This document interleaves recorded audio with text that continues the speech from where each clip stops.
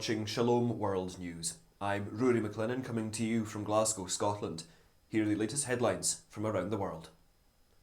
The second wave of the COVID-19 pandemic in India, which has caused its health sector to buckle and fatalities to mount, has sent shockwaves around the world. In response to the bleak scenario, Bishop Patrick McKinney of the Diocese of Nottingham in the United Kingdom has appealed to believers to offer up their Friday penance for the suffering people in India. He has also reached out to the Indian expatriates in his diocese by promising to pray for their loved ones back home. The prelate also expressed anguish over the worsening situation in northern India, which was reported by a Catholic bishop in a video interview that went viral. Similarly, Primate of all Ireland, Archbishop Martin too, has expressed anguish over the suffering of people in India, adding that the Church in Ireland was praying for all those who have been affected by the pandemic. In the US, there have been 67 cases of destructive vandalism against churches in the country since May of last year. That is according to a report by the United States Conference of Catholic Bishops. The Episcopal Conference says in the report that the acts of vandalism include arson, desecration of graves, the beheading of sacred statues and spraying of hateful graffiti. Some of the cases were more dangerous in nature, such as the shooting at an abbey of Benedictine nuns in rural Missouri on April the 1st, and ramming a car into a church in Florida in July of last year.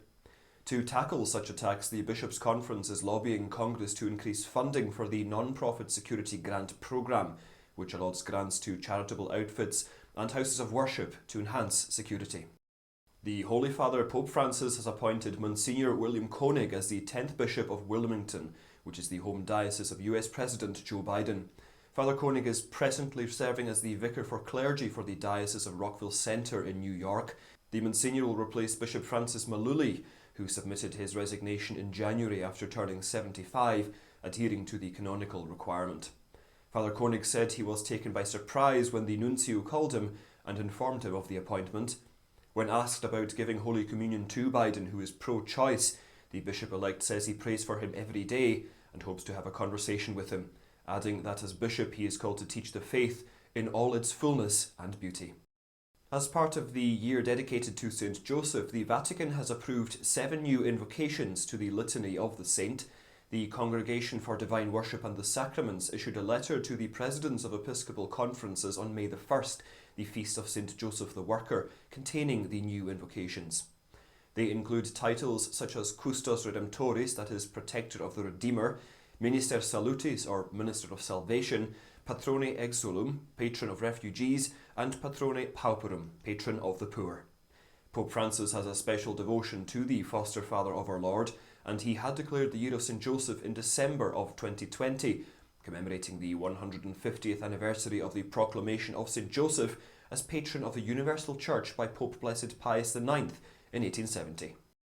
In crisis-hit Myanmar, where civilian unrest against the military junta has been intensifying after the February the 1st coup, Archbishop of Yangon Cardinal Charles Bo has urged believers to observe the Marian month of May by reciting the Rosary and taking part in adoration to pray for peace and justice.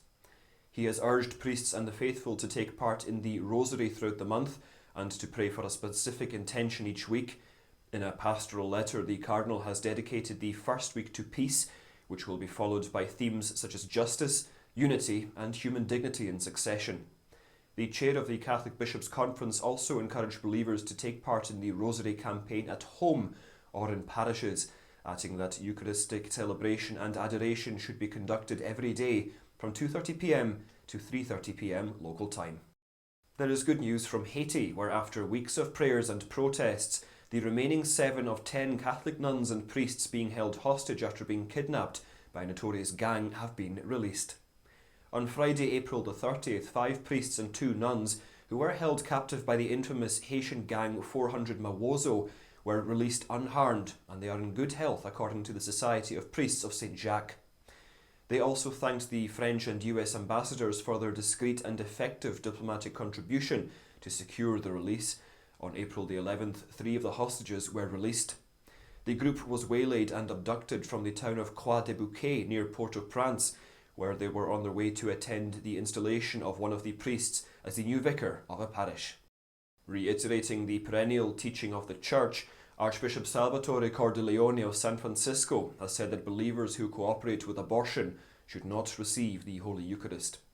In his pastoral letter on the human dignity of the unborn, Holy Communion and Catholics in public life, the Archbishop said that those who directly support abortion, as well as candidates who advance pro-abortion legislation, are cooperating in grave moral sin in varying degrees. Those who reject the teaching of the Church on the sanctity of human life and fail to live it are contradicting the communion of the Church, and so should not receive the sacrament of that communion, the Holy Eucharist, he says in the pastoral letter. The debate over whether or not to deny communion to abortion supporters remains a hot-button topic in the American Church. In what is seen as a huge blow to freedom of speech in Finland, the Prosecutor General has charged a parliamentarian and former Minister of the Interior with criminal charges for tweeting Bible verses. Päivi Räsänen, a doctor and mother of 5, has been accused of engaging in hate speech and could be sentenced to jail for 2 years. On June the 17th, 2019, the MP questioned Lutheran Church authorities for officially sponsoring an LGBT pride event. Challenging the decision, the Christian parliamentarian posted verses 24 to 27 from the Epistle of St. Paul to the Romans. Räsänen said she would continue to fight for freedom of religion and speech, adding that all her statements were based on biblical teachings on marriage and sexuality. And those are your latest headlines. Do join us again tomorrow. In the meantime, you can visit swnews.org for more updates. Shalom.